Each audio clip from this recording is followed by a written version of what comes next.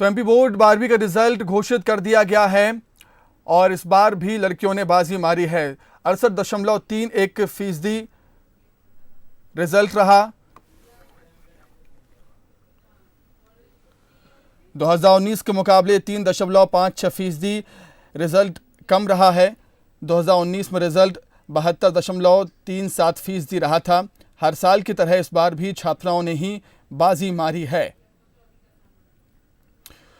छात्राओं का रिजल्ट 73.40% रहा है, जबकि छात्रों का रिजल्ट रहा है 68.94%। प्राइवेट परीक्षा देने वाले छात्रों का रिजल्ट 28.70% रहा।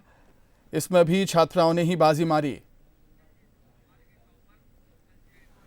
तो इस वक्त हमारे साथ जुड़ रही हैं भोपाल से टॉपर अंचल जैन। सीधा उनका रुख करना चाहूंगा मैं।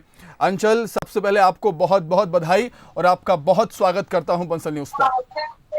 Thank you so much sir.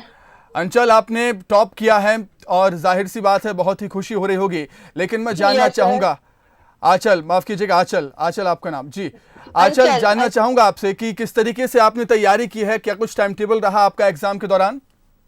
Yes sir, time table तो रहता ही है, बट मेरा टाइम टेबल ऐसा नहीं रहता था कि मुझे इतने ओवर पढ़ाई करनी है।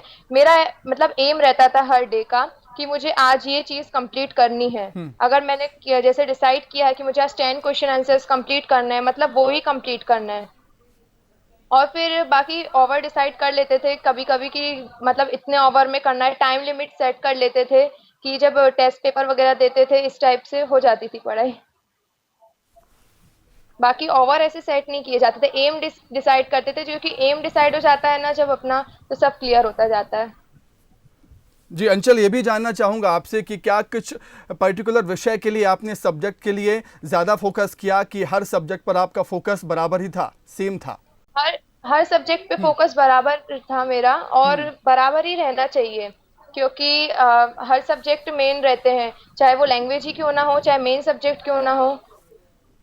सब पे मेन मतलब हमारा रहता था हम्म। फोकस। अंचल, ये भी जानना चाहूंगा आपसे, कितनी सिटिंग थी आपकी हर दिन, कितने घंटे आप पढ़ाई करती थी और बाकी के काम क्या कुछ करती थी? आपका डेली रूटीन जानना चाहूंगा मैं, एग्जाम के दौरान क्या कुछ डेली रूटीन था आपका? सर एग्जाम के दौरान तो सर फैमिली बहुत सपोर्ट करती थी सर।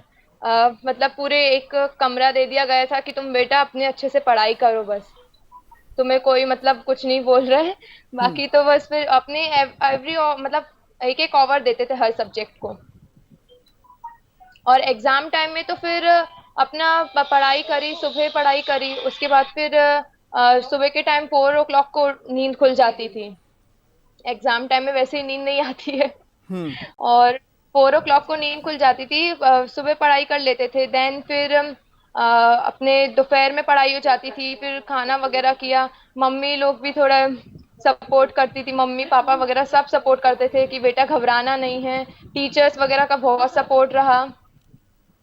बाकी अंचल, हम देखते हैं कि पेरेंट्स का बहुत ही सपोर्ट रहता है सभी को, यस जैसा सर। कि आप जिक्र कर रहे हैं। तो पेरेंट्स ने किस तरीके से सपोर्ट किया? मामा ने किस तरीके से सपोर्ट किया? पापा ने किस तरीके से सपोर्ट किया आपको एग्जाम के लिए? सर मतलब मम्मी पापा हमेशा से ही, और सिस्टर्स हमारी हमेशा से ही यही सपोर्ट करती हैं कि बेटा अपन को बस मेहनत करनी है, बस उसके बाद रिजल्ट सब अपने ऊपर भगवान के ऊपर है। बस अपन को कोई परेशान नहीं होना है। मम्मी हमेशा ही मतलब बचपन से ही सपोर्ट रहा है मम्मी का। मम्मी ने कभी फोर्स नहीं किया पढ़ाई के लिए। ये अंचल, तो मम्मी कभी कभी सोचा था आपने कि आप टॉप करेंगे? ये भी जानना चाहेंगे ने। आपसे। Yes sir. मेहनत तो इसीलिए करी थी सर। हाँ। बहुत ज्यादा मतलब मेहनत तो रही, फिर बीच में ये लॉकडाउन हो गया, इस वजह से थोड़े डिस्टर्ब हो गए थे। देन फिर वापस नॉर्मल कर ली थी अपनी स्टडी। बिल्कुल अंचल, आजकल सोशल मीडिया का ज़माना है। व्हाट्सएप, फेसबुक, इंस्टाग्राम काफ़ी यूज़ करते हैं सभी लोग। तो मैं ये भी जानना चाहूँगा आपसे, कहीं ना कहीं इन सब के यूज़ करने से डिस्ट्रैक्ट होता है माइंड। आपने क्या दूरी बनाए रखी एग्ज़ाम के दौरान इन सब चीज़ों से, सोशल मीडिया से?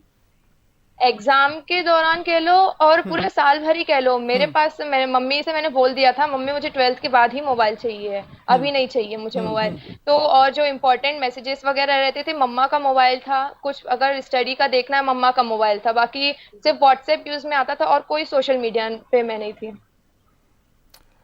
अंचल, हम देखते हैं कि कहीं ना कहीं एग्ज़ाम के दौरान एक प्रेशर भी होता है स्टूडेंट्स पर। आप पर कितना प्रेशर था कि एग्ज़ाम में अच्छा करना है, अच्छे नंबर लाना है और टॉप का आपने सोच ही लिया था, तो किस तरीके से प्रेशर को हैंडल किया आपने पढ़ाई के दौरान अंचल? सर प्रेशर वगैरह तो मतलब शुरुआत में डर लगता था, लेकिन जैसे जैसे स्टडी होती रही उस हिसाब से फिर सब होता रहा, बढ़िया रहता रहा। और फिर कॉन्फिडेंस भी था कि मतलब मेरिट तो आएगी, क्योंकि इतना अच्छा किया था हमने, मेहनत करी थी ऐसी कि आएगी। और टीचर्स का बहुत ज्यादा सपोर्ट रहा हमें। Principal sir bestest principal sir, ये रोज इंस्पिरेशन मोटिवेशन देते थे सर।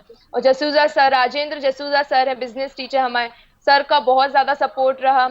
एक इंजेक्शन टाइप नहीं होता, इंजेक्शन टाइप मोटिवेशन देते थे ये सारे teachers. Arpana ma'am, Anjana ma'am, Mangalam ma'am, Sanjay sir, Ankur sir, सबका बहुत ज्यादा सपोर्ट रहा।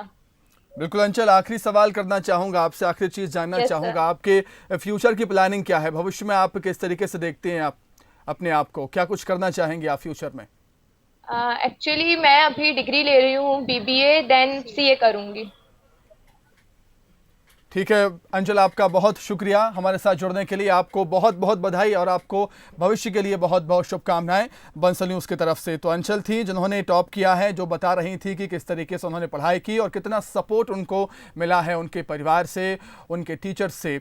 तो एक सफलता की कहानी टॉपर्स की ज़ुबानी हम आपको बता रहे हैं। लगातार हमारे साथ टॉपर्स जुड़ते ही जा रहे हैं। अंचल जुड़ी थी भोपाल से, जिन्होंने बताया है कि किस तरीके से उन्होंने हर सब्जेक्ट पर फोकस किया था और कोई प्रेशर नहीं लिया उन्होंने। काफ़ी रिलैक्स उन्होंने पढ़ाई की है और उनका कहना है, ये भी कहना था कि हर सब्जेक्ट पर फोकस करना चाहिए और माइंड को रिलैक्स करते हुए ही पढ़ाई करनी चाहिए। टीचर्स का काफ़ी सपोर्ट मिला, टीचर्स के नाम भी उन्होंने बताए हैं, फैमिली का काफ़ी सपोर्ट रहा उनके साथ और जिस तरीके से उन्होंने मेहनत की है वो आज रंग लाई है।